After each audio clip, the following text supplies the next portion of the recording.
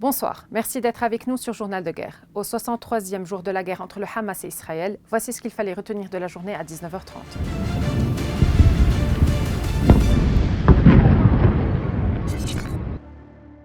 Nous commençons avec la situation à la frontière libano-israélienne. Les confrontations entre Israël et le Hezbollah se sont poursuivies vendredi avant-midi au Liban Sud, après un calme précaire de courte durée. Les bombardements de l'artillerie israélienne ont repris de plus belle, visant la zone située entre les villes de Shhin et de Zeb'in, ainsi que les périphéries de la ville de Jebbain, qui étaient survolées par des avions de reconnaissance israéliens. Aux premières heures de l'aube, l'artillerie israélienne avait aussi ciblé la région de Houra et les environs de Der Mimes. Un drone israélien a aussi visé une cellule armée dans la zone de Jabal Douf, pendant que des vols de reconnaissance survolaient les villages des secteurs ouest et centre atteignant la côte.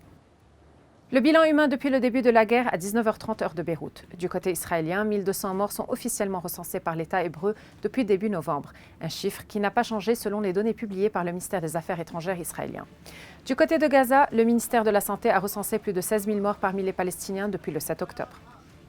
Le porte-parole de l'armée israélienne, Daniel Hagari, a déclaré que l'armée israélienne et le service de sécurité intérieure israélien ont arrêté et interrogé des centaines de personnes soupçonnées d'activités terroristes, alors que la guerre entre Israël et le Hamas entre dans son 3e mois depuis l'attaque du groupe militant le 7 octobre.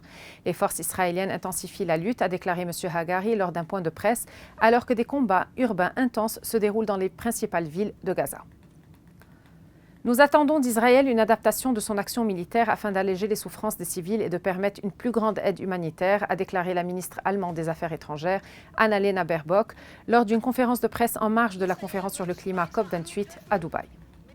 Merci de nous avoir suivis sur Ici Beyrouth. On se retrouve demain pour un autre résumé de la situation. Vous pouvez suivre toute l'actualité concernant cette guerre sur notre site web www.icibeyrouth.com sous la rubrique Guerre Israël-Hamas ainsi que sur tous nos réseaux sociaux.